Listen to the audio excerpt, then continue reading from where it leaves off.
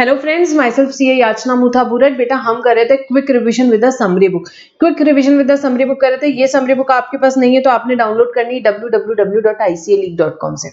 एक चीज मैं बता दूं, ये समरी बुक बेटा किसके लिए? The students who are appearing in November 2020 attempt, उसके लिए ये समरी बुक यहाँ पे रेलेवेंट है। सारे अमेंडमेंट्स हम यहाँ पे डिस्कस करने वाले हैं जो भी यहाँ पे आपके अटेम्प्ट के लिए एप्लीकेबल है वो। अब मैं आपको बता दूं, यहाँ पे बेटा कुछ चैप्टर्स हैं, जैसे मैंने फर्स्ट लेक्चर में बताया था, चैप्टर नंबर 3 हुआ, चैप्टर नंबर 6 हो गया टाइम ऑफ सप्लाई हुआ, लेवी जो हुआ हमारा चैप्टर नंबर 3 लेवी का है, chapter number 6 time of supply का, जिसमें कोई भी अमेंडमेंट्स नहीं है। तो जो लास्ट रिवीजन लेक्चर अवेलेबल था मैं उसी को प्लेलिस्ट में ऐड कर रही हूँ और उसे मैं सेपरेटली अपलोड नहीं करने वाली हूँ। ठीक है, जिन चैप्टर्स में चेंजेस हैं, यहाँ पे अमेंडमेंट्स हैं, उन चैप्टर्स को मैं वापस से अपलोड कर रही हूँ। आपको क्लियरली क्या करना है बेटा, आपको फॉलो करना है जीएसटी रिवीजन की जो प्लेलिस्ट है, जीएसटी रिवीजन नवंबर 20 की जो प्लेलिस्ट है, आपको क्लियरली उसको फॉलो करना है। उसमें सारे चैप्टर्स के रिवीजन लेक्चर अवेलेबल होंगे, जीएसटी के सारे चैप्टर के रिवीजन लेक्चर वहां पे अवेलेबल होंगे, सारे अमेंडमेंट्स यस कवर्ड रहेंगे। ठीक है, तो अब ये बात हुई हमारी। इसके बाद मैं आपको बता दूं बेटा, जीएसटी हम कवर करने वाले हैं कितना, अराउंड 12 आवर्स में, और कस्टम्स हम करने वाले हैं बेटा अराउंड 3 आवर्स में। तो टोटल 15 आवर्स में ये सारे लेक्चर का ड्यूरेशन अगर आप देखोगे तो टोटल 15 आवर्स में हमारा रिवीजन यहाँ पे कंप्लीट होने वाला है। बहुत सारे स्टूडेंट्स मुझे पिंग करके पूछ रहे हैं मैम आप कस्टम्स का भी अपलोड करोगे? तो हाँ बेटा, मैं कस्टम्स का भी अपलोड करूंगी। ठीक है, तो ये हमारा यहाँ पे ये डिस्कशन हुआ। और इस लेक्चर में हम क्या डिस्कस करने वाले बेटा, आरसीएम रिवर्स चार्ज मैकेनिज्म के प्रोविजन हम यहाँ पे इस लेक्चर में स्टार्ट करने वाले हैं। रिवर्स चार्ज मैकेनिज्म हम यहाँ पे स्टार्ट करने वाले हैं। लास्ट लेक्चर में भी हमने थोड़ा डिस्कस किया था। ठीक है, सबसे पहले अभी तक जो सेक्शंस पढ़े उसका रिवीजन होगा। सबसे पहले सीजीएसटी एक्ट के 3 सेक्शंस पढ़े। सेक्शन 7 सप्लाई से related, section 8 taxability of composite and mix supply, section 9 levy of GST, यहाँ पे लेवी ऑफ सीजीएसटी, और आईजीएसटी एक्ट का एक सेक्शन हमने पढ़ा, सेक्शन 5 लेवी ऑफ आईजीएसटी। बेटा ये सारे सेक्शंस एग्जाम में काम आने हैं। मैं यहाँ पे 25-30 सेक्शंस याद करवाने वाली हूँ जो 101% एग्जाम में आएंगे, 101%, और वो आपको लिखना है, आपके बहुत इफेक्टिव प्रेजेंटेशन होगा उससे। ठीक है, now will start with this chapter, reverse charge mechanism. Reverse charge mechanism में क्या होता है? The liability to pay tax, the liability to pay tax has been shifted from supplier to recipient, has been shifted from supplier to recipient. हमने थोड़ा सा ये concept पढ़ा था लास्ट लेक्चर में। फॉरवर्ड चार्ज, जनरली जीएसटी आप कोई भी इनडायरेक्ट टैक्सेस कैसे पे होता है? फॉरवर्ड चार्ज में, मतलब सप्लायर जो होता है वो कलेक्ट करता है रिसिपिएंट से टैक्स और पे करता है गवर्नमेंट को। रिसिपिएंट से, for example A is the supplier, B को उसने गुड्स सेल किया है 100 रुपीज में, 18 रुपीज उस पर जीएसटी है, 118 रुपीज ए बी से कलेक्ट करेगा और गवर्नमेंट को 18 रुपीज पे करेगा जीएसटी का। This is called as what? This is called as normal charge or forward charge. What is in the reverse charge then? Reverse charge में the person who is receiving the taxable goods or services is the person who is liable to pay the taxes to the government. Compliances कौन करेगा? Recipient. क्या सारे goods और services पे? No, notified goods और notified services पे है। सो liability to pay tax by the recipient of supply of goods और सर्विसेज। मैं वापस से बता दूं, रिवीजन है, यही स्पीड रहेगी। ठीक है, जिसे फुल कोर्स करना है वो फुल कोर्स पढ़िए 100 आवर्स। जिसके पास टाइम है मैं सीरियसली उनको रिकमेंड करूंगी कि you should go for the 100 hours course, जिसमें आप पूरा के पूरे चैप्टर्स और क्वेश्चन बैंक का डिस्कशन कवर्ड है। जिसने पढ़ लिया है और रिवीजन करना चाहता है वो यहाँ पे रिवीजन करेंगे। हम सारे कंसेप्ट्स कवर करेंगे, बट बेटा यहाँ पे क्योंकि हमको 15 आवर्स में कंप्लीट करना है, हम यहाँ पे एग्जाम्पल्स नहीं लेंगे। मैं ये बार बार बोल रही हूँ क्योंकि हमको 15 आवर्स लिमिटेड टाइम में पूरा जीएसटी कवर करना है। सो नाउ हमने 2 सेक्शंस पढ़े थे, 9.3, 9.4, आपको याद होंगे बहुत अच्छे से। 9.3 किस चीज के लिए था? नोटिफाइड गुड्स, नोटिफाइड सर्विसेज पे रिसिपिएंट इज लायबल टू पे, रिसिपिएंट इज लायबल टू पे। अच्छा मैम, रिवर्स चार्ज गुड्स पे भी है? हाँ बेटा, गुड्स पे भी है, बट आपके एग्जाम के लिए वो एप्लीकेबल नहीं है। बस रिवर्स चार्ज गुड्स पे भी है, नोटिफाइड गुड्स पे, नोटिफाइड सर्विसेज पे भी है। नोटिफाइड गुड्स कैसे? कैशू नट्स हो गया, रैपर लीव्स हो गया, टोबैको लीव्स हो गया, सप्लाई ऑफ लॉटरी, सिल्किया and used vehicle, seized and confiscated goods, old and used goods, waste and scrap, raw cotton, ये एक्सेट्रा, इन सब चीजों पे क्या है? Reverse charge on goods. मतलब अगर मैंने एग्रीकल्चरलिस्ट से, मैं बिजनेसमैन हूं, मैंने क्या खरीदे? कैशू नट खरीदे, तो मुझे टैक्स पे करना है रिवर्स चार्ज में। बट ये आपके सिलेबस का पार्ट नहीं, बट हाँ डेफिनेटली आपको ये याद रखना जरूर है कि गुड्स पे भी रिवर्स चार्ज है। गुड्स पे भी रिवर्स चार्ज है। नाउ नेक्स्ट इज 9(4) का reverse charge. What do you mean by this? 9(4) का रिवर्स चार्ज मतलब क्या हुआ बेटा? तो 9(4) में ऐसा है, हमने पढ़ा था, अगर कोई अनरजिस्टर्ड पर्सन किसी specified class of registered person को, कोई अनरजिस्टर्ड पर्सन अगर किसी क्लास ऑफ रजिस्टर्ड पर्सन को स्पेसिफाइड गुड्स या सर्विसेज देता है तो वो किस में आएगा बेटा? वो आएगा रिवर्स चार्ज में, वो आएगा रिवर्स चार्ज में। और यहां पे मैं एक चीज आपको बता दूं, ये हमने जैसे कि ऑलरेडी पढ़ा है कि ये जब पहले आया था उस टाइम पे ये हर रजिस्टर्ड पर्सन को अप्लाई होता था, बट अभी क्लास ऑफ रजिस्टर्ड पर्सन को ही अप्लाई ये होता है। ठीक है, अब यहाँ पे नेक्स्ट हम पढ़ेंगे कुछ जो भी नोटिफाइड गुड्स या सर्विसेज हैं। गुड्स तो आपके एग्जाम के लिए रेलेवेंट नहीं है, नोटिफाइड सर्विसेज हम पढ़ेंगे। फर्स्ट हम जीटीए सर्विस से स्टार्ट करेंगे, जीटीए सर्विस से स्टार्ट करेंगे। आपके पास जो डायग्राम है और ये वाले डायग्राम में थोड़ा सा डिफरेंस है, पहले समझ लो, उसके बाद में आपको बताती हूँ कि आपको वहां पे क्या एडिशन करना है। मैंने इसमें थोड़ा सा एडिशन किया फॉर बेटर क्लैरिटी। सो देखो, जीटीए सर्विस, यहाँ पे जीटीए सर्विस जो है, अगर 5% कैटेगरी में जीटीए सर्विस या तो 12% पे रहेगा या 5% पे रहेगा। 12% पे आ गया मतलब रिवर्स चार्ज वाला ऑप्शन तो खत्म। अगर टैक्सेबल है तो फॉरवर्ड चार्ज में होगा, और 5% केसेस में अगर टैक्सेबल है तो सिर्फ रिवर्स चार्ज में जाएगा।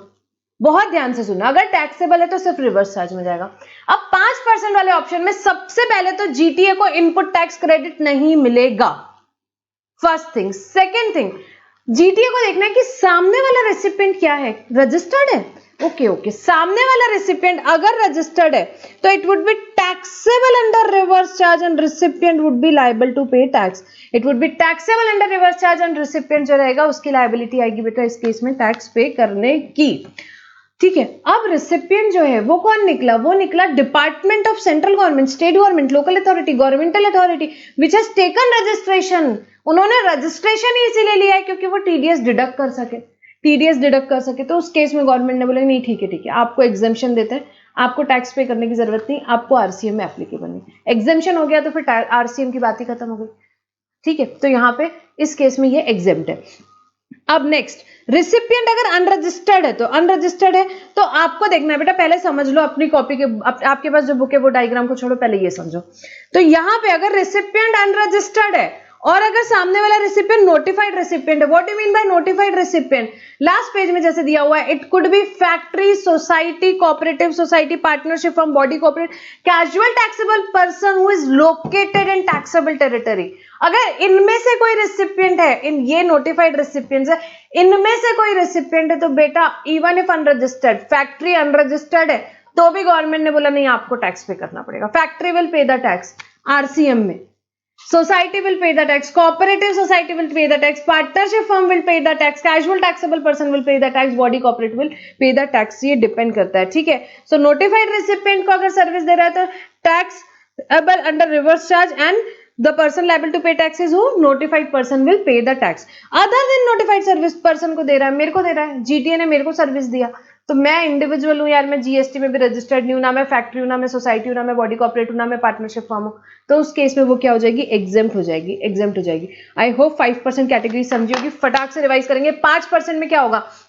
एक तो जीटीए मेरे को आईटीसी नहीं मिलेगा। सेकंड, सामने वाला रजिस्टर्ड है क्या? जीटीए जिसको सर्विस दे रहा है, अच्छा हाँ रजिस्टर्ड है, okay, then it would be taxable under reverse charge। सामने वाला department of central government, state government, local authority, governmental agency which has taken registration only for the purpose of deducting tax under section 51, उस case में no, not required to take, not required to pay tax under RCM and it would be exempt, it would be exempt। then क्या recipient unregistered है तो क्या वो notified recipient है? जैसे वो फैक्ट्री हो, सोसाइटी है, कोऑपरेटिव सोसाइटी है, पार्टनरशिप फर्म है, बॉडी कॉर्पोरेट है, ऐसा कोई है तो उस केस में recipient is liable to pay tax.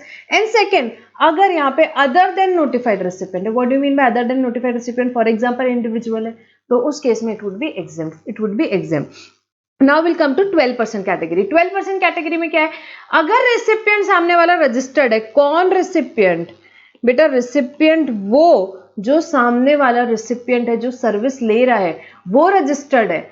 GTA ने 12% का ऑप्शन दिया है, 12% के ऑप्शन में उसको फुल आईटीसी मिलता है। 12% वाला ऑप्शन कभी भी आरसीएम के अंडर नहीं आता है। तो अगर रेसिपिएंट सामने वाला रजिस्टर्ड है, obviously GTA has to pay tax and under forward charge, it would be taxable under forward charge.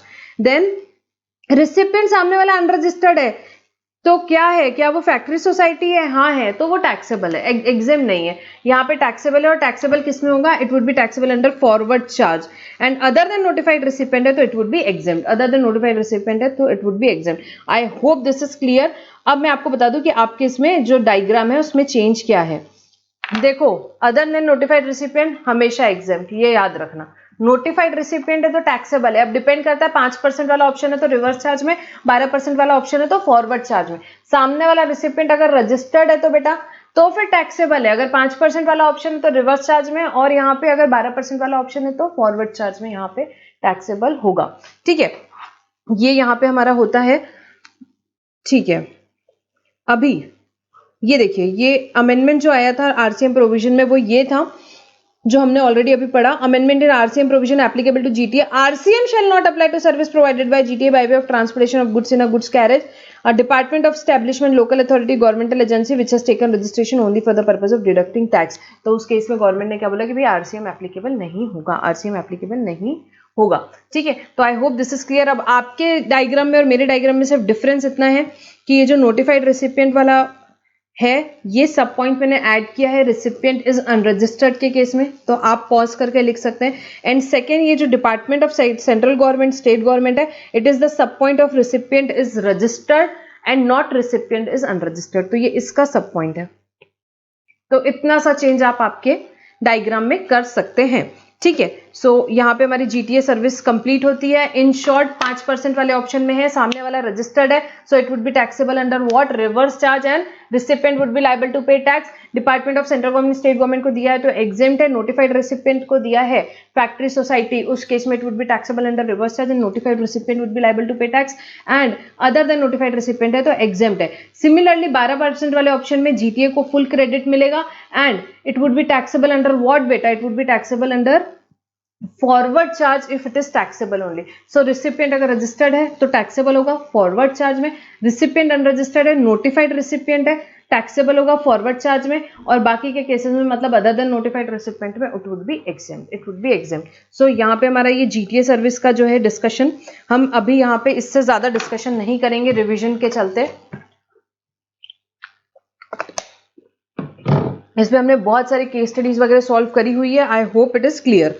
Next बेटा लीगल सेक्टर करेंगे। मैंने मेन बुक ओपन की, अब इसमें एग्जेम्पशन की एंट्री और आरसीएम की एंट्री कंबाइंड चार्ट है, वो डिस्कस करेंगे। ठीक है, लीगल सेक्टर में सबसे पहले बेटा आर्बिट्रल ट्रिब्यूनल जब सर्विस दे रहा है, किसको दे रहा है उस पर डिपेंड करेगी टैक्सेबिलिटी। गवर्नमेंट को दे रहा है, central government, state government, local authority, union territory, yes, तो एग्जेम्प्ट हो जाएगी वो सर्विस, एग्जेम्प्ट हो जाएगी। अदर देन बिजनेस एंटिटी को दे रहा है मैम, तो भी एग्जेम्प्ट हो जाएगी बेटा। Other than business entity, individual को दिया, एग्जेम्प्ट हो जाएगी। बिजनेस एंटिटी को दे रहा है मैम जिसका aggregate turnover up to specified limit है, स्पेसिफाइड लिमिट फॉर रजिस्ट्रेशन, तो उस केस में एग्जेम्प्ट हो जाएगा, उस केस में एग्जेम्प्ट हो जाएगा।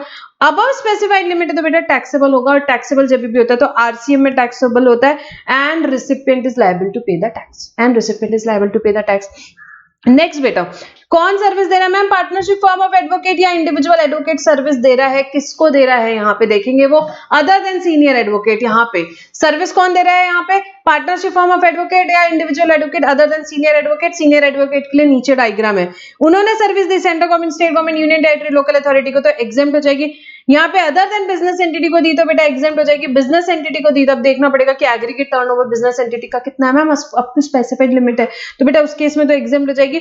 बट अबव स्पेसिफाइड लिमिट है तो टैक्सेबल होगी, और जब टैक्सेबल होगी तो आरसीएम में टैक्सेबल होगी, जब टैक्सेबल होगी तब आरसीएम में टैक्सेबल होगी। ये पार्ट तो बेटा सेम है, ये तीनों में भी arbitral tribunal, partnership firm of advocate, individual advocate या सीनियर एडवोकेट, इतना पार्ट सेम है, इतना पार्ट सेम है। एडिशनल क्या है यहाँ पे मैम, अगर इंडिविजुअल एडवोकेट या partnership of firm of advocate ने इंडिविजुअल एडवोकेट या पार्टनरशिप फर्म ऑफ एडवोकेट को सर्विस दी तो उस केस में वो एग्जेम्प्ट हो जाएगी, इसमें उस केस में वो एग्जेम्प्ट हो जाएगी। अब सीनियर एडवोकेट है, सीनियर एडवोकेट ने ma'am central government, state government, union territory, local authority को दी तो एग्जेम्प्ट हो जाएगी। अदर देन बिजनेस एंटिटी को दी तो एग्जेम्प्ट हो जाएगी। बिजनेस एंटिटी का up to specified limit of turnover है, जब तक कि उसको रजिस्ट्रेशन की जरूरत नहीं है तब तक वो एग्जेम्प्ट हो जाएगी। उससे ज्यादा रहेगा तो ये टैक्सेबल हो जाएगी, और टैक्सेबल होगी तो आरसीएम में टैक्सेबल होगी। सेम है, हाँ रिपीट हो रहा है, बार बार रिविजन करवा रही हूँ। अब अगर सीनियर एडवोकेट ने सर्विस दी बेटा एडवोकेट को या पार्टनरशिप फर्म ऑफ एडवोकेट्स को providing legal services, then it is taxable. पर फर्म क्या कर सकती है, एग्जामेशन ले सकती है as a business entity up to turnover of जो भी है 20 लाख तक का एग्जामेशन ले सकती है। ठीक है, तो बेटा ये हुई हमारी क्या लीगल सर्विसेज का डिस्कशन हमने यहाँ पे किया, ये मैंने मेन बुक से लिया हुआ है। ठीक है, तो यहाँ पे आप ये चार्ट्स वगैरह देख सकते हैं, इसमें एग्जामेशन और आरसीएम की एंट्री कंबाइंड है तो हमको इजी हो जाता है। तो ये हमारा लीगल सेक्टर हुआ। और अब हम करेंगे next, services provided by way of sponsorship. कौन सी सर्विस की बात हो रही है भाई, स्पॉन्सरशिप सर्विस की बात हो रही है। कौन देगा, सप्लायर कौन है, एनी पर्सन, कोई भी हो सकता है, इंडिविजुअल हो सकता है, यहाँ पे बॉडी कॉर्पोरेट हो सकती है, पार्टनरशिप फर्म हो सकती है, supplier could be any person, any person लिख दिया। पर रिसिपिएंट कौन होगा, रिसिपिएंट या अगर बॉडी कॉर्पोरेट या पार्टनरशिप फर्म जो कि लोकेटेड है टैक्सेबल टेरिटरी में, अगर रिसिपिएंट ये होगा तभी आरसीएम लगेगा, नहीं तो नहीं लगेगा। नहीं तो क्या होगा, नहीं तो बेटा फॉरवर्ड चार्ज में चले जाएगा। अगर आरसीएम नहीं लगेगा तो क्या होगा, फॉरवर्ड चार्ज में चले जाएगा। सो अगर सप्लायर कोई भी पर्सन है और रिसिपिएंट बॉडी कॉर्पोरेट या पार्टनरशिप फर्म है तो यहाँ पे आरसीएम में लगेगा। अच्छा, अब मुझे बताओ, अगर सप्लायर इंडिविजुअल है और रिसिपिएंट बॉडी कॉर्पोरेट है तो क्या आरसीएम में आ जाएगी स्पॉन्सरशिप सर्विस? Yes ma'am. अच्छा, सेकेंड एग्जाम्पल, सप्लायर इंडिविजुअल है, रिसिपिएंट भी इंडिविजुअल है, तो क्या आरसीएम में आ जाएगी? नहीं मैम। क्या होगा, फॉरवर्ड चार्ज में चली जाएगी, फॉरवर्ड चार्ज में चले जाएगा। अच्छा, अब सप्लायर बॉडी कॉर्पोरेट है, रिसिपिएंट भी बॉडी कॉर्पोरेट है, तो क्या आरसीएम में चले जाएगी? हाँ बिल्कुल चले जाएगी, क्योंकि supplier could be any person, recipient should be body corporate. अब सप्लायर बॉडी कॉर्पोरेट है, रिसिपिएंट बॉडी कॉर्पोरेट है which is not located in taxable territory है, तो क्या होगा, उस केस में फॉरवर्ड चार्ज में चली जाएगी, उस केस में फॉरवर्ड चार्ज में जाएगी। इसलिए ये मैं जो बोल रही थी, तीन चीजें याद रखनी बहुत जरूरी है। सप्लायर कौन है, रिसिपिएंट कौन है, और रिसिपिएंट के साथ और क्या कंडीशन है, जैसे कि मैक्सिमम एंट्रीज में दी हुआ है located in taxable territory, located in tax. देखो गवर्नमेंट का भी फंडा सीधा है, जो टैक्सेबल टेरिटरी में उसको तो ठीक है, रिसिपिएंट बना लिया, उससे टैक्स ले लेना आसान होगा। अब रिसिपिएंट बाहर है अगर, तो गवर्नमेंट को टैक्स लेना कितना मुश्किल हो जाएगा। तो फिर उस केस में गवर्नमेंट ने बोला नहीं, रहने दो, कोई रिवर्स चार्ज वार्ज नहीं, तुम चुपचाप पे करो, सप्लायर को बोला तुम पे करो चुपचाप। ठीक है, next, services supplied by central government, state government, union territory, local authority to business entity. Supplier कौन है, central government, state government, union territory, local authority, ये चारों में से कोई भी हो सकता है। इन्होंने सर्विसेज सप्लाई की किसको, business entity located in taxable territory, business entity को सप्लाई करी जो टैक्सेबल टेरिटरी में लोकेटेड है। उस केस में क्या होगा, आरसीएम लगेगा? हाँ जी लगेगा, बिजनेस एंटिटी टैक्स पे करेगी। ऑब्वियसली यार गवर्नमेंट थोड़ी ना टैक्स पे करेगी, तो गवर्नमेंट ने बोल दिया हमारी सभी सर्विसेज पे टैक्स पे करेगी बिजनेस एंटिटी, अगर वो हमसे सर्विसेज ले रही है तो। बट रुको, एक्सेप्ट यहाँ पे excluding renting of immovable property, renting of immovable property को यहां से हटा दिया, बट नीचे एक 5A वाली एंट्री में कवर किया, तो हम वो वहां पे देखेंगे। And then second, the services specified below, मतलब ये जो नीचे की तीन सर्विसेज है, इसमें अगर टैक्सेबल होगी तो क्या होगा, फॉरवर्ड चार्ज में गवर्नमेंट ही टैक्स पे करेगी, रिवर्स चार्ज में नहीं है। एक्सेप्शन है, मतलब रिवर्स चार्ज में नहीं है, अगर टैक्सेबल है तो फॉरवर्ड चार्ज में। इसमें बहुत सारे एग्जाम्पशन नोटिफिकेशन हमने पढ़े थे। So services by department of post by way of speed post, मतलब गवर्नमेंट के बोल रही हूँ मैं, इसमें नहीं बोल रही हूँ, गवर्नमेंट के केस में बहुत सारे एग्जाम्पशन नोटिफिकेशन है। Services by department of post by way of speed post, express parcel post, life insurance agency provided to the person other than central government, state government, union territory, local authority.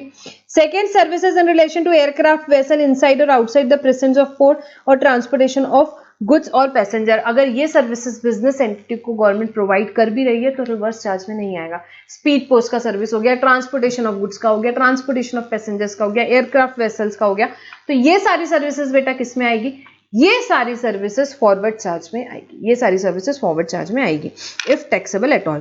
Next देखो, renting of immovable property के case में government ने क्या बोला कि अगर central government, state government, union territory किसी भी रजिस्टर्ड पर्सन, जीएसटी में जो रजिस्टर्ड है, उसको यहाँ रेंटिंग ऑफ इमूवेबल प्रॉपर्टी दे रही है।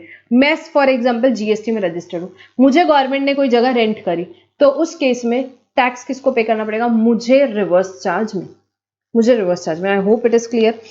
नेक्स्ट, नई एंट्री यहाँ पे इंट्रोड्यूस हुई है एफएसआई से रिलेटेड, डेवलपमेंट राइट से रिलेटेड, कि अगर कोई भी पर्सन क्या कर रहा है, एफएसआई का development rights for construction of project by promoter, promoter को दे रहा है, रेसिपिएंट कौन है, प्रमोटर, तो उस केस में क्या होगा, वो रिवर्स चार्ज में आ जाएगा, उस केस में रिवर्स चार्ज में आ जाएगा।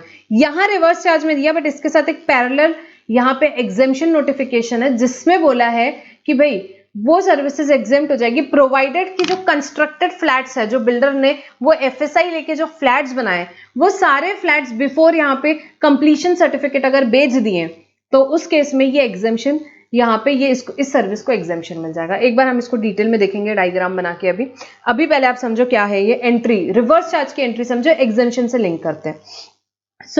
यहाँ पे अगर FSI transfer of development right और FSI for construction of project, यहाँ पे सप्लायर एनी पर्सन है, रिसिपिएंट अगर प्रमोटर है, तो उस केस में टैक्स किसको पे करना बेटा? प्रमोटर टैक्स पे करेगा। And long term lease of land 30 years और more by any person against consideration in the form of upfront amount called as premium, सलामी, कॉस्ट प्राइस, डेवलपमेंट चार्ज और any other man name. तो यहाँ पे supplier कौन है? Supplier could be any person and recipient could be promoter. Recipient कौन रहेगा? Promoter. तो टैक्स किसको पे करना है बेटा इस केस में? यहाँ पे रिवर्स चार्ज में प्रमोटर पे करेगा। Long term lease of land मतलब 30 साल या उससे ज्यादा के लिए अगर गवर्नमेंट ने आपको यहाँ पे अगर किसी ने लीज की है लैंड की किसी भी पर्सन ने, तो उस केस में वो किस में आ जाएगी? रिवर्स चार्ज में आ जाएगी, रिवर्स चार्ज में आ जाएगी। अब देखो इसमें एक चीज समझो, यहाँ पे ट्रांजैक्शन हो रहा है। ट्रांजैक्शन ऐसा हो रहा है कि कोई भी एनी पर्सन उसने या तो एफएसआई या यहाँ पे गवर्नमेंट का long term lease of land, या तो एफएसआई या यहाँ पे long term lease of land या डेवलपमेंट राइट्स किसको दे दिए? प्रमोटर को दे दिए, प्रमोटर को दे दिए। तो रिवर्स चार्ज की एंट्री पहले क्या बोलती है ये समझो। रिवर्स चार्ज की एंट्री ये बोलती है बेटा कि ये जो ट्रांजैक्शन है it would be liable under RCM and promoter would be liable to pay tax. And who would be liable to pay tax? Promoter would be liable to pay tax. Promoter would be liable to pay tax. But अब आगे की बात सुनो, exemption notification यहाँ पे क्या बोलते हैं हम एक बार वो पढ़ेंगे। एग्जेम्पशन नोटिफिकेशन यहाँ पे बोलता है, देखो ये एक बार हम पैरा रीड आउट करेंगे। Supply of TDR, FSI, long term lease of land by land owner to developer have been exempted subject to condition that constructed flats are sold before issue of completion certificate and tax is paid thereon. It means what? कि यहां पे ये जो FSI ली, long term lease of land ली या development राजी, इससे बिल्डर ने कोई फ्लैट बनाए होंगे, इससे बिल्डर ने कोई फ्लैट बनाए होंगे और ये सारे फ्लैट्स बेटा बिल्डर ने बेच दिए before completion certificate. These are sold before completion certificate. If these all flats are sold before completion certificate, in that case this particular service FSI की long term lease की या development rights की exempt हो जाएगी और किसी को tax पे करने की जरूरत नहीं है। RCM छोड़ो, किसी को भी टैक्स पे करने की जरूरत नहीं है अगर ये सारे फ्लैट्स बिक जाते हैं तो। अगर ये सारे फ्लैट्स बिक जाते हैं तो उस केस में कब? Before CC, before completion certificate अगर ये सारे फ्लैट्स सोल्ड हो जाते हैं तो उस केस हमें जरूरत नहीं है किसी को भी टैक्स पे करने की। अब फॉर एग्जांपल आपके कुछ फ्लैट्स नहीं बिके, आधे फ्लैट्स आपके नहीं बिके, तो उस केस में क्या होगा? उस केस में गवर्नमेंट ने बोला कि ठीक है, उस केस में बेटा आपका ये जो एग्जेम्पशन दिया गया है विड्रॉ हो जाएगा। फॉर एग्जाम्पल आपके आधे फ्लैट्स नहीं बिके, यहाँ पे हम यहाँ मार्क करते हैं, ये जो मैंने पर्पल ब्लू में हाईलाइट किया, ये सारे फ्लैट्स आपके नहीं बिके, तो उस केस में क्या होगा? उस केस में गवर्नमेंट ने बोला कि ठीक है, उस केस में आपका एग्जेम्पशन विड्रॉ हो जाएगा और उस केस में टैक्स कौन पे करेगा? वो फिर आरसीएम में टैक्सेबल होगा और प्रमोटर को टैक्स पे करना पड़ेगा। प्रोपोर्शनेट विड्रॉल होगा, पूरा विड्रॉल नहीं होगा। एक बार रीड आउट करेंगे हम वो वहां पे जो एग्जेम्पशन नोटिफिकेशन के आगे लिखा हुआ है, the exemption of TDR, FSI, long term lease shall be withdrawn in case the flat sold after issue of completion certificate, but such withdrawal shall be limited to 1% of value in case of affordable houses and 5% of value in case of other than affordable houses. So यहाँ पे exemption withdraw होगा but proportionate withdraw होगा, पूरा withdraw नहीं होगा। जितने unsold flats हैं उसके केस में वो withdraw होगा 1% in case of affordable, 5% in case of other than affordable. This will achieve a fair degree of tax parity. ठीक है, the tax liability, the liability to pay tax on TDR, FSI, long term lease has been shifted from landowner to builder under the reverse charge as discussed in this point. ठीक है, तो अब अगर आपके यहाँ पे सेल नहीं होते हैं यहाँ पे फ्लैट्स, तो उस केस में क्या होगा बेटा? उस केस में यहाँ पे टैक्स कौन पे करेगा? टैक्स पे करेंगे रिवर्स चार्ज के अंडर प्रमोटर या बिल्डर। जो प्रमोटर रहेगा वो यहाँ पे टैक्स पे करेगा, आई होप दिस इज क्लियर। तो यहाँ पे क्या बात हो रही है? एफएसआई की या लॉन्ग टर्म लीज की, या ये और भी चैप्टर्स में दिया है बट हम यहीं पे कवर कर रहे हैं, ये एफएसआई की या लॉन्ग टर्म लीज की, डेवलपमेंट राइट्स की, ये सारे केसेस में टैक्सेबिलिटी शिफ्ट हो गई है आरसीएम के अंडर, प्रमोटर को टैक्स पे करना है। बट विजा विजा एक एग्जाम्पशन नोटिफिकेशन आया है जो बोलता है कि अगर सारे फ्लैट्स बेच दोगे बिफोर कंप्लीशन सर्टिफिकेट तो वो आपकी एग्जेम्प्ट है, बट अगर कुछ फ्लैट्स आपके नहीं बिक पाए, फॉर एग्जांपल 5 फ्लैट्स नहीं बिक पाए, तो उस केस में प्रोपोर्शनेटली आपका सिर्फ 5 फ्लैट्स का यहाँ पे एग्जेम्पशन विड्रॉ कर लिया जाएगा और टैक्स पे करना पड़ेगा। कैसे? 1% in case of affordable housing, 5% in case of other than affordable housing. और टैक्स कौन पे करेगा? आरसीएम में promoter. I hope this is clear. Now next service, director service दे रहा है, बहुत सिंपल है ये पहले से। डायरेक्टर सर्विस दे रहा है बॉडी कॉर्पोरेट को, sorry director of a company दे रहा है सर्विस किसको? बॉडी कॉर्पोरेट को या कंपनी को। तो उस केस में टैक्स कौन पे करेगा बेटा? उस केस में टैक्स पे करेगी कंपनी या बॉडी कॉर्पोरेट, कंपनी या बॉडी कॉर्पोरेट जो कि लोकेटेड है टैक्सेबल टेरिटरी में, जो कि लोकेटेड है टैक्सेबल टेरिटरी में। ठीक है, next services supplied by insurance agent. Insurance agent service दे रहा है किसको? भाई इंश्योरेंस कंपनी ने बहुत सारे एजेंट्स लगा के रखे हुए, वो एजेंट्स को कमीशन देते हैं, वो एजेंट्स किसको सर्विस दे रहा है? इंश्योरेंस कंपनी को सर्विस दे रहा है। तो उस केस में टैक्स कौन पे करेगा? आरसीएम के बिहाफ में, यहाँ पे आरसीएम में टैक्स पे करेगी इंश्योरेंस कंपनी। क्यों ये बना के रखा है यार? इतना मुश्किल है? इंश्योरेंस कंपनी तो चलो एक होगी, उसके हजारों एजेंट्स होंगे, इतने सारे एजेंट्स को जाना पकड़ना बहुत मुश्किल है।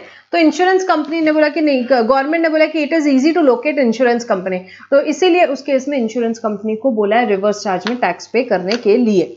Then services by recovery agent. Recovery agent, यहाँ पे अगर रिकवरी एजेंट है तो सर्विसेज रिकवरी एजेंट किसने अपॉइंट किया? बैंकिंग कंपनी है, financial institute, non banking financial company जो कि लोकेटेड है टैक्सेबल टेरिटरी में, जो कि लोकेटेड है टैक्सेबल टेरिटरी। अब वो लोग क्यों अपॉइंट करते हैं रिकवरी एजेंट्स को? ऑब्वियसली किसी ने लोन लिया है, पे नहीं कर रहा है, उनको जाके रिकवरी करने का, उनकी गाड़ियां उठा के लेके आना है एंड ऑल दैट। तो उस केस में गवर्नमेंट ने क्या बोला? सेम सिमिलर फंडा इंश्योरेंस कंपनी टाइप, इस केस में बैंकिंग कंपनी जो फाइनेंशियल इंस्टीट्यूट जिसने अपॉइंट किया रिकवरी एजेंट, जो उसकी सर्विसेज ले रहा है, भले से actual service provider recovery agent है, पर टैक्स कौन पे करेगा? इंश्योरेंस कंपनी, बैंकिंग कंपनी इस केस में टैक्स पे करेगी। नेक्स्ट बेटा यहाँ पे एंट्री नंबर 9 है बेटा, और एक एंट्री नंबर 9A भी नहीं आई है, एक एंट्री नंबर 9A भी नहीं आई है। ठीक है, तो यहाँ पे जो ऑथर का रेफरेंस था बेटा वो हटा देंगे यहाँ से, ऑथर, लिटरेरी और यहाँ पे जो भी पब्लिशर, इसका जो रेफरेंस था बेटा ये यहाँ से हट गया है। अब इसमें प्रोवाइडर ऑफ सर्विस कौन है बेटा? Music composer. एंट्री नंबर 9 की अभी पहले बात करेंगे। म्यूजिक कंपोजर, फोटोग्राफर, आर्टिस्ट और लाइक, ये क्या कर रहे हैं? ओरिजिनल बेटा, इनका ओरिजिनल काम है ड्रामेटिक, म्यूजिकल, आर्टिस्टिक वर्क जो है वो दे रहे हैं। वो किसको दे रहे हैं? Supplier of service. सर्विस किसको दे रहे हैं? यहाँ ये सर्विस दे रहे हैं music company, for example producer और the like located in taxable territory. तो यहाँ पे रिवर्स चार्ज में टैक्स कौन पे करेगा? म्यूजिक कंपोजर, प्रोड्यूसर और द लाइक कंपनी। काम कौन सा हो रहा है बेटा? काम हो रहा है ट्रांसफर और permitting use of enjoyment of copyright covered under section 13 of copyright to original dramatic musical artistic work हो रहा है यहाँ पे। और यहाँ पे तो ये किसको दे रहे हैं? वो कौन दे रहा है? सबसे पहले तो भाई म्यूजिक कंपोज जिसने किया, फॉर एग्जांपल यहाँ पे म्यूजिक कंपोज मैंने किया, मैं किसको दे रही हूँ? यहाँ पे किसी कंपनी को दे रही हूँ, टी सीरीज को दे रही हूँ फॉर एग्जांपल। ठीक है, तो यहाँ पे सर्विस का यहाँ पे सप्लायर ऑफ सर्विस कौन है? म्यूजिक कंपोजर जिसने म्यूजिक कंपोज किया, फोटोग्राफर जिसने फोटो खींची, या कोई आर्टिस्ट है वो। और वो सर्विस किसको दे रहा है बेटा? सर्विस दे रहा है वो म्यूजिक कंपनी को, प्रोड्यूसर को, जो कि लोकेटेड इन टैक्सेबल टेरिटरी। तो आरसीएम में टैक्स कौन पे करेगा? म्यूजिक कंपोजर, प्रोड्यूसर और the like located in taxable territory. ठीक है, अब 9A जो है बेटा वो स्पेसिफिकली ऑथर से रिलेटेड है। ऑथर से रिलेटेड है service supply of service by author by way of transfer or permitting use or enjoyment of copyright covered under section 13 relating to what? literary work है। author है जो author ने कोई literary original literary work बनाया और वो किसको दिया? उसने पब्लिशर को दिया। तो टैक्स कौन पे करेगा? पब्लिशर पे कर सकता है आरसीएम में। अब ऑथर के केस में बेटा, सिर्फ ऑथर के केस में, बाकी केसेस में नहीं, सिर्फ ऑथर के केस में दो ऑप्शन है। एक तो टैक्स के पे किया जा सकता है आरसीएम में। आरसीएम में टैक्स कौन पे करेगा? Publisher, recipient of service. दूसरा ऑप्शन है कि टैक्स फॉरवर्ड चार्ज में पे किया सकता है, और टैक्स कौन पे करेगा? ऑथर पे करेगा। ऑथर पे करेगा subject to fulfilment of certain condition. तो ऑथर के केस में दोनों ऑप्शन अवेलेबल है, आरसीएम भी है, रिवर्स चार्ज भी है और फॉरवर्ड चार्ज भी है। अब क्या कंडीशन फुलफिल करनी है ऑथर को? अगर उसने फॉरवर्ड चार्ज में पे करना है तो author can choose to pay under forward charge if he takes a registration under GST Act and files a declaration that he exercises option to pay GST on said service under forward charge and he shall not withdraw the said option for a period of 1 year from the date of exercising such option. तो जब भी वो option लेगा बेटा उस साल से वो 1 साल वो ऑप्शन नहीं विड्रॉ कर सकता है. He shall make a declaration on invoice issued by him in the prescribed form to the publisher. Plus declaration उसको GST को तो देना है, प्लस उसको इनवॉइस में भी डिक्लेरेशन देना है. इनवॉइस में भी डिक्लेरेशन देना है कि भाई मैं जीएसटी पे कर रहा हूँ. ऑब्वियसली उसे पब्लिशर को बताना तो पड़ेगा कि मैं जीएसटी पे कर रहा हूँ. तो यहाँ पे ऑथर के केस में बेटा एंट्री अमेंड हुई है, 9A एंट्री आई जिसमें ऑप्शन 1 में क्या बोलता है, रिवर्स चार्ज में टैक्स पे किया जा सकता है, कोई दिक्कत नहीं है. रिवर्स चार्ज में कौन पे करेगा, पब्लिशर. और ऑप्शन 2 क्या है, फॉरवर्ड चार्ज में पे कर सकते हैं. फॉरवर्ड चार्ज में भाई कौन पे करेगा, फॉरवर्ड चार्ज में ऑथर ही पे करेगा. ऑथर बेटा यहाँ पे कैसे, यहाँ पे उसे डिक्लेरेशन देना पड़ेगा. सबसे पहले रजिस्ट्रेशन लेगा वो जीएसटी एक्ट में, ऑब्वियसली डिक्लेरेशन बताएगा कि भाई मैं ये ऑप्शन ले रहा हूं, और उसके बाद में वो ये ऑप्शन जो है विड्रॉ नहीं करेगा for a period of 1 year. And invoice में भी वो क्या करेगा बेटा, यहाँ पे इनवॉइस में भी डिक्लेरेशन देगा, इनवॉइस में भी डिक्लेरेशन देगा. तो ये एंट्री नंबर 9A थी. Then supply of service by the member of overseeing committee to RBI. RBI को यहाँ पे दे रही है अगर मेंबर ऑफ ओवरसीइंग कमिटी, तो उस केस में बेटा यहाँ पे सप्लायर ऑफ सर्विस कौन है, member of overseeing committee. Member of overseeing committee by RBI आपकी सप्लायर ऑफ सर्विस है. रिसिपिएंट कौन है, आरबीआई. रिसिपिएंट कौन है, आरबीआई. तो यहाँ पे टैक्स कौन पे करेगा, आरबीआई पे करेगी. रिवर्स चार्ज पे, रिवर्स चार्ज पे आरबीआई पे करेगी. ठीक है. सर्विसेज दे रहे हैं यहाँ पे, बैंक ने अपॉइंट किए, डायरेक्ट सेलिंग एजेंट्स वगैरह अपॉइंट किए, वो जाके उनके अकाउंट्स वगैरह खुलाते हैं ऑल दैट. तो उस केस में यहाँ पे जो डायरेक्ट सेलिंग एजेंट्स है अदर देन बॉडी कॉर्पोरेट या पार्टनरशिप फर्म है, बॉडी कॉर्पोरेट या पार्टनरशिप फर्म है अगर आपके डीएसए, तो उस केस में बॉडी कॉर्पोरेट या पार्टनरशिप फर्म को पे करना है. बट अगर other than body corporate and partnership firm में कोई इंडिविजुअल डायरेक्ट सेलिंग एजेंट है, तो वो अगर सर्विसेज दे रहा है बैंकिंग कंपनी को, किसी एनबीएफसी को जो कि लोकेटेड है टैक्सेबल टेरिटरी में, तो उस केस में टैक्स किसको पे करना पड़ेगा, उस केस में टैक्स पे करना पड़ेगा यहाँ पे बैंकिंग कंपनी या एनबीएफसी को आरसीएम के under. Located in taxable territory, very important, मैंने आपको उसका कंसेप्ट भी बताया, बिल्कुल याद रखना है आपको एग्जाम के हिसाब से. देन कोई बिजनेस फैसिलिटेटर है, वो बैंकिंग कंपनी को सर्विस दे रहा है, तो टैक्स किसको पे करना है, बैंकिंग कंपनी को. बहुत सिंपल है ये. अब ये देखो, ये थोड़ा सा समझना. Agent of business correspondent service दे रहा है बिजनेस करस्पॉन्डेंट को. एजेंट ऑफ बिजनेस करस्पॉन्डेंट, यहां पे एक बार आप समझिए इसको.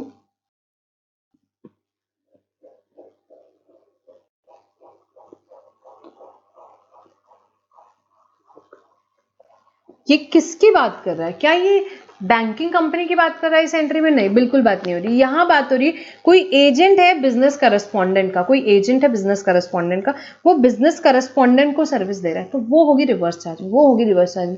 जो बिजनेस करस्पॉन्डेंट बैंकिंग कंपनी के साथ है वो फॉरवर्ड चार्ज में होगी. वर्ड में कंफ्यूज मत होना, बिजनेस फैसिलिटेटर और बिजनेस करस्पॉन्डेंट. बिजनेस फैसिलिटेटर को किस में रखा गया है, बिजनेस फैसिलिटेटर वाला बेटा रिवर्स चार्ज में, जो इसके पहले वाली एंट्री थी. और बिजनेस करस्पॉन्डेंट किस में रखा है, बिजनेस करस्पॉन्डेंट और बैंकिंग कंपनी के अरेंजमेंट में वो फॉरवर्ड चार्ज में ही होगी. बट जो बिजनेस करस्पॉन्डेंट छोटे छोटे बहुत सारे एजेंट्स अपॉइंट करते हैं, तो वो किस में होगा बेटा, वो रिवर्स चार्ज में होगा. ठीक है. Then next security service, diagram से देखेंगे डायरेक्ट. इस डायग्राम में भी मैंने 2 पॉइंट्स ऐड किए जो आपके पास डायग्राम है, उसके अलावा यहाँ पे 2 फॉर बेटर क्लैरिटी. नहीं ऐड करे तो भी कोई प्रॉब्लम नहीं है, बट और क्लैरिटी आ जाए आपको उसके लिए ऐड किए. सिक्योरिटी सर्विस, सिक्योरिटी सर्विस अगर बॉडी कॉर्पोरेट दे रहा है, तो देखो यहाँ पे सप्लायर कौन है, any person other than body corporate, any person other than body corporate. That means body corporate will always be under forward charge. Yes, so diagram का फर्स्ट पार्ट तो, सेकेंड पार्ट तो हमारा हो गया. अगर सर्विस बॉडी कॉर्पोरेट दे रहे हैं तो then it will always be under forward charge, क्योंकि any person other than body corporate बोल रहा है. अब हम आते हैं इस फर्स्ट पार्ट पे. Any person other than body corporate अगर सर्विस दे रहा है किसी रजिस्टर्ड पर्सन को, तो रिवर्स चार्ज में, तो रिवर्स चार्ज में. यहाँ पे लिखा है रजिस्टर्ड पर्सन को दे रहा है लोकेटेड इन टैक्सेबल टेरिटरी में, अगर रिसिपिएंट है तो रिवर्स चार्ज है. बट यहाँ पे कुछ एक्सेप्शंस दिए हुए हैं. क्या कि अगर कंपोजिट डीलर को दे रहा है तो रिवर्स चार्ज में नहीं आएगा. रिवर्स चार्ज में नहीं आएगा मतलब कि क्या फॉरवर्ड चार्ज में आएगा, हाँ जी आएगा, हाँ जी आएगा. Central government, state government, union authority, local authority, governmental agency जिसने रजिस्ट्रेशन लिया ही इसीलिए ताकि टीडीएस डिडक्ट कर ले, जीटीए जैसा सिमिलर, तो उस केस में भी रिवर्स चार्ज में नहीं आएगा. रिवर्स चार्ज में नहीं आएगा मतलब कि क्या, फॉरवर्ड चार्ज में आएगा. जी हाँ. अनरजिस्टर्ड पर्सन को दिया है तो फॉरवर्ड चार्ज में आएगा. या person located in non taxable territory को दिया है तो फॉरवर्ड चार्ज में आएगा। तो रिवर्स चार्ज में एक ही केस में आएगा, किसमें, जीएसटी में जो रजिस्टर्ड पर्सन है यहाँ पे, other then composition dealer, other than state government, central government, उस केस में किस में आएगा बेटा, उस केस में ही सिर्फ रिवर्स चार्ज में आएगा, बाकी सब केसेस में फॉरवर्ड चार्ज में आएगा।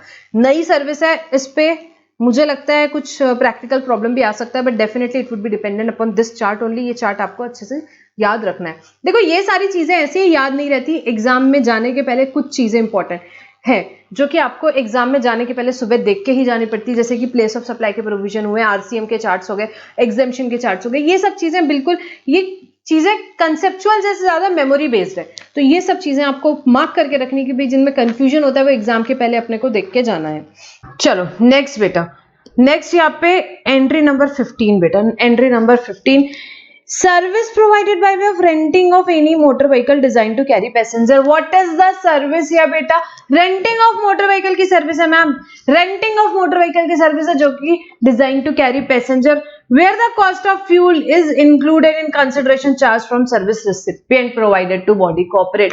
मतलब मैं यहाँ से पुणे जा रही हूँ, मैंने यहाँ एक मोटर व्हीकल रेंट किए जिसका टोटल चार्जेस है यहाँ पे से 3500 rupees, which includes cost of fuel also, which includes cost of fuel also, उसकी बात हो रही है, उसकी बात हो रही है। तो सर्विस क्या है बेटा, रेंटिंग ऑफ मोटर व्हीकल। कौन प्रोवाइड कर रहा है मैम, सप्लायर ऑफ सर्विस कौन है बेटा, any person other than body corporate, any person other than body corporate. Recipient कौन है ma'am, any body corporate located in taxable territory, located in taxable territory.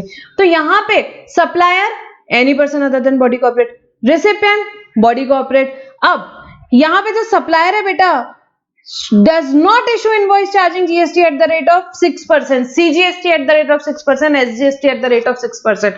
तो उसने क्या करनी नहीं चाहिए, उसने 6% प्लस 6%, 12% यहाँ पे इनवॉइस चार्ज नहीं करनी चाहिए बेटा। यहाँ पे दो रेट होते हैं, एक 5% का, एक 12% का रेंटिंग ऑफ मोटर व्हीकल का।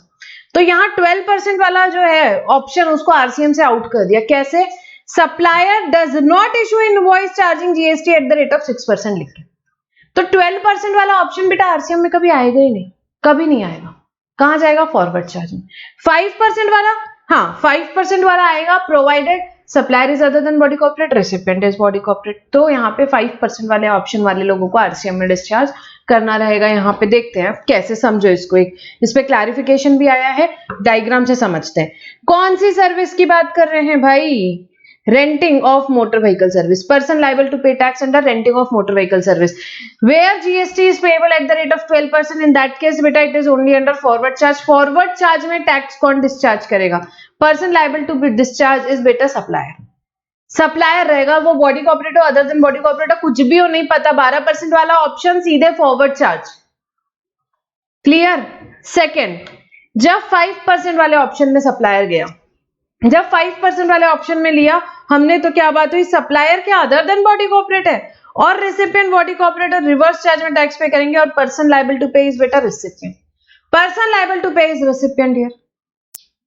I hope it is clear.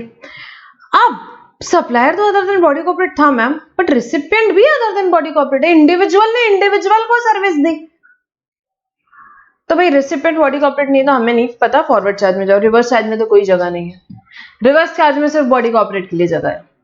ठीक है भाई, वो भी रेसिपिएंट। सप्लायर बॉडी कॉर्पोरेट है, सप्लायर बॉडी कॉर्पोरेट और recipient other than body corporate है, तो बात ही खत्म हो गई। सप्लायर बॉडी कॉर्पोरेट है, रेसिपिएंट देखने की जरूरत ही नहीं है, फॉरवर्ड चार्ज में जाएगा। तो रिवर्स चार्ज में बेटा एक ही केस जाता है, जब 5% वाला ऑप्शन है, supplier other than body corporate है, रेसिपिएंट बॉडी कॉर्पोरेट है, तो ही रिवर्स चार्ज में जाएगा। और रिवर्स चार्ज में टैक्स कौन पे करेगा भाई, रेसिपिएंट। ठीक है, कौन सी सर्विस की बात की, renting of motor vehicle, renting of motor vehicle, any person other then a body corporate is a supplier and does not issue invoice at the rate of CGST at the rate of 6%, SGST at the rate of 6%, and recipient is body corporate, then the service is chargeable under reverse charge। recipient is located in taxable territory also। ठीक है, ये entry number 15 थी बेटा। Now entry number 16 किसके लिए, landing of securities के लिए। Landing of securities, SEBI की लैंडिंग स्कीम के अंडर लैंडिंग ऑफ सिक्योरिटी कौन करेगा लैंड, भाई लेंडर ने लैंड की, किसको लैंड की, बोरोवर को। इसमें कैसे होता है, लेंडर लैंड करता है through an approved intermediary to a borrower, securities की लैंडिंग में। तो इस केस में टैक्स कौन पे करेगा। अब ये एंट्री आ गई बेटा 1 अक्टूबर 19 के बाद से, ये एंट्री आई है 1 अक्टूबर 19 से, और उसके बाद टैक्स पे करेगा भाई बोरोवर। बोरोअर टैक्स पे करेगा यहाँ पे रिवर्स चार्ज में। बोरोअर मतलब कौन? जिसने सिक्योरिटी बोरो करी है through an approved intermediary. Lender मतलब कौन? जिसने यहाँ पे सिक्योरिटी लेंड करी है, जिसने डिपॉजिट करी है, ठीक है। So a lender is a person who deposits the security registered in his name or in the name of any other person duly authorized in his behalf with an approved intermediary for the purpose of lending scheme। lending scheme के लिए उसने अपनी security land की। तो सबसे पहले तो बात आती है बेटा, यहाँ देखते हैं क्लैरिफिकेशन, इसमें यहाँ पे पहले तो मैकेनिज्म दिया हुआ है। Lender lends to a borrower through an approved intermediary to a borrower under an agreement for a specified period with the condition that borrower will return the equivalent security of the same time or class at the end of specified period along with the corporate benefits accrued on the security। तो वो security को lender इसी शर्त पे borrower को देता है कि भाई जब यहाँ पे आपका लेंडिंग पीरियड कंप्लीट हो जाएगा, सिक्योरिटी मुझे वापस करिए with along with the lending benefits, ठीक है। यहाँ पे डायरेक्ट एग्रीमेंट नहीं है लेंडर और बोरोवर के बीच में, वो अप्रूव्ड इंटरमीडिएटरी के थ्रू काम कर रहे हैं। और लेंडर को इस सब ट्रांजैक्शन में क्या मिलता है? एक lending, the lender earns a lending fees for lending their security to borrowers, ठीक है। अब ये लेंडिंग फीस की टैक्सेबिलिटी की बात होती है, क्या इसे जीएसटी लगेगा? हाँ जी भाई, it is in the form of consideration, GST बिल्कुल लगेगा। So the lending fees charge from borrower of security has the character of consideration and the activity is taxable in GST. शुरू से टैक्सेबल है, 1717 से, जिस दिन से जीएसटी आया तब से टैक्सेबल है। एक तो बात हुई लेंडिंग फीस की। अब दूसरी बात करते हैं कि भाई ये जो बोरो अप्रूव इंटरमीडिएटरी है, फ्री में काम नहीं करता, इसको कुछ कमीशन फीस मिलता है। तो क्या ये जो कमीशन या फीस इसे मिलता है, क्या ये टैक्सेबल है? हाँ जी, ये भी टैक्सेबल है। क्यों नहीं टैक्सेबल है? Apart from the above activities of intermediary facilitating lending and borrowing of security for commission और fees are taxable separately, separate transaction है, वो अपना जो भी कमीशन चार्ज कर रहा है उसमें भी लगेगा भाई, यहाँ पे टैक्सेबिलिटी होगी। अब जो लेंडिंग फीस की बात हम कर रहे थे उसकी टैक्सेबिलिटी देखेंगे बेटा। ये एंट्री जैसे कि मैंने बताया कब से आई है बेटा? 1 अक्टूबर 2019। 1 अक्टूबर 2019 के बाद आरसीएम में आई है, तो आरसीएम में टैक्स पे करना रहेगा। जब ये एंट्री आरसीएम में नहीं थी तो भी यहाँ पे ये बोला तो है कि भाई ये टैक्सेबल रहेगी सिंस 1717, जब से जीएसटी आया, पर 1717 से लेके 30/9/19 तक के, जब तक के जीएसटी यहाँ पे आरसीएम नहीं आया था इस पे, तब तक इस पे टैक्स कौन पे करेगा? तो भैया आरसीएम में नहीं है तो सीधी बात है सप्लायर ऑफ सर्विस पे करेगा यहाँ पे फॉरवर्ड चार्ज में, तो यहाँ पे लेंडर पे करेगा फॉरवर्ड चार्ज में। कौन से पीरियड की बात कर रही हूँ मैं? 1717 से 30/9/19 तक के, फर्स्ट यहाँ पे टेबल के फर्स्ट पार्ट की बात कर रही हूँ। तो उस पीरियड में जीएसटी फॉरवर्ड चार्ज में लेंडर पे करेगा, ओके। और कौन सा जीएसटी पे करेगा बेटा? हमेशा आईजीएसटी पे करेगा। और वो रिक्वेस्ट कर सकता है, request to be made by lender to SEBI to disclose information about borrower for discharging GST. तो ये यहाँ पे क्लैरिफिकेशन बाद में आया, तो अब उसके बाद लोगों ने टैक्स पे करना शुरू किया। लोगों को पहले डाउट था इस पे टैक्स पे करना है नहीं करना है, तो इसके लिए किसी ने पे नहीं किया था। तो अब यहाँ पे उन्होंने बोला कि नहीं, पूरा टैक्स लगेगा, शुरू से लगेगा, लेंडर पे करेगा, आईजीएसटी लगेगा फॉर द पीरियड 1717 टू 30/9/19, और सेबी को जो भी इंफॉर्मेशन लगेगी वो सेबी डिस्क्लोज करेगी। अब 1 अक्टूबर 19 से भाई आरसीएम आ गया, आरसीएम आया और ये क्लैरिफिकेशन आया, दोनों चीजें आई। एक आरसीएम की बेटे ये एंट्री नंबर 16 आई और एक क्लैरिफिकेशन आया। तो 1 अक्टूबर 19 के बाद क्या पोजीशन बैठती है? जीएसटी लगेगा, हाँ जी लगेगा। आरसीएम टैक्स कौन पे करेगा? Borrower of security shall be liable to discharge GST under RCM में वो टैक्स पे करेगा। और जीएसटी कौन सा रहेगा बेटा? रिवर्स चार्ज में IGST need to be paid, ठीक है, एज सिंपल एज दैट। तो यहाँ पे बेटा ये जो दो है, ये दो एंट्रीज, एंट्री नंबर 15 और 16 यहाँ पे जो है ये नवंबर 2020 के लिए यहाँ पे अमेंडमेंट हुआ है। 15 तो पहले भी आई थी, बट उसमें फिर फर्दर अमेंडमेंट हो गया। नवंबर 2020 की जो पोजीशन है वो हमने पढ़ा, एंड देन 16 में भी, यहाँ पे 16 जो है ये भी मई 2020 के टाइम पे आई थी, ठीक है। तो these two entries are the most recent amendments. Then ये सर्विसेज हमारी सारी हमने सीजीएसटी के इसमें जो है वो पढ़ी, और सिमिलरली जो ये इंटर स्टेट पे भी अप्लाई होती है, इंटर स्टेट पे भी अप्लाई होती है। इंटर स्टेट के केस में दो स्पेसिफिक सर्विसेज है इंपोर्ट से रिलेटेड, वो हम यहाँ पढ़ेंगे। यहाँ बेसिक पढ़ेंगे, बाकी का पूरा पोर्शन हम पढ़ेंगे यहाँ पे इंपोर्ट एक्सपोर्ट के चैप्टर में। तो सिर्फ दो एंट्रीज है हम यहाँ पढ़ेंगे। सप्लायर कौन है? एनी पर्सन, ये आईजीएसटी पर्पस के लिए, any person located in non taxable territory, मतलब दुबई में कोई लोकेटेड है एग्जांपल के लिए, any person located in non taxable territory जो दुबई में है। रिसिपिएंट कौन है? Any person located in taxable territory. Service की बात हो रही, गुड्स की नहीं। तो मतलब यहाँ पे अगर मैंने किसी से बाहर कोई बंदा है उससे सर्विस ली है, बाहर कोई बंदा है मैंने उससे सर्विस ली है, तो जो person located in taxable territory, क्या उसकी लाइबिलिटी आएगी यहाँ पे टैक्स पे करने की आरसीएम पे, अदर देन एनटीओआर। एनटीओआर मतलब क्या होता है, नॉन टैक्सेबल ऑनलाइन रिसिपिएंट। ये हम डिटेल में इंपोर्ट एक्सपोर्ट के चैप्टर में पढ़ेंगे, जैसे कि उसमें गवर्नमेंट है, फिर उसमें इंडिविजुअल है जिसने अदर देन बिजनेस के लिए सर्विस ली तो उसे एग्जेम्प्ट कर दिया गया है। बट यहाँ पे किस ट्रांजैक्शन को कवर किया जा रहा है, जैसे कि मैं फॉर एग्जाम्पल यहाँ पे कोई बिजनेस कर रही हूँ, मैंने कोई सर्विस ली किसी से बाहर से, तो क्या वो रिवर्स चार्ज में आएगी, क्या वो टैक्सेबल होगी, टैक्स कौन पे करेगा, तो ऑब्वियसली इंडिया में जो है वो टैक्स पे करेगा। गवर्नमेंट ने यहाँ पे लाइबिलिटी इसीलिए शिफ्ट करी टैक्स पे करने वाले की रिसिपिएंट पे, तो गवर्नमेंट कहाँ बाहर वाले को जाके पकड़ेगी। तो अगर कोई सर्विस आपने इंडिया के बाहर से किसी से ली है तो भैया आप टैक्स पे कर दो रिवर्स चार्ज में, खत्म बात। एनटीओआर को नहीं बोला है, क्यों, क्योंकि एनटीओआर के लिए गवर्नमेंट ने अलग से एग्जेम्पशन भी लेकर के आया है कि भाई एनटीओआर को टैक्स पे करने की जरूरत नहीं है। ऑब्वियसली मैंने मेरे पर्सनल पर्पस के लिए और कुछ लिया है, तो यहाँ पे आप इतना मत समझो, हम ओआईडीआर सर्विस और सब कुछ यहाँ पे इंपोर्ट एक्सपोर्ट का लेक्चर है, वहां पे डिटेल में पढ़ेंगे। यहाँ आपको इतना याद रखना है कि अगर मैंने कोई सर्विस बाहर से ली है तो टैक्स कौन पे करेगा, जिसने यहाँ पे सर्विस ली है वो जो पर्सन लोकेटेड है टैक्सेबल टेरिटरी में उसको टैक्स पे करना है। Second, services by way of transportation of goods by a vessel from a place outside India to a custom station in India, transportation of goods by vessel की service है। ली किसने है, any person located in non taxable territory, बाहर से किसी ने service दी है, किसको सर्विस दी है, यहाँ पे किसी को भी दे सकता है, पर टैक्स कौन करेगा, टैक्स पे करेगा importer located in taxable territory, जो इंपोर्ट कर रहा है वो यहाँ पे टैक्स पे करेगा। Transportation of goods in vessel, इसका भी बहुत डिटेल डिस्कशन हो रहा है, मैं यहाँ पे डिटेल में नहीं जा रही हूँ क्योंकि हम इंपोर्ट एक्सपोर्ट के चैप्टर में जाएंगे। सो बेटा here we complete this chapter, RCM से रिलेटेड है, important chapter because of so many new entries which has been added and वैसे भी इंपॉर्टेंट है एग्जाम पॉइंट ऑफ व्यू से। So will stop our discussion over here, thank you for now.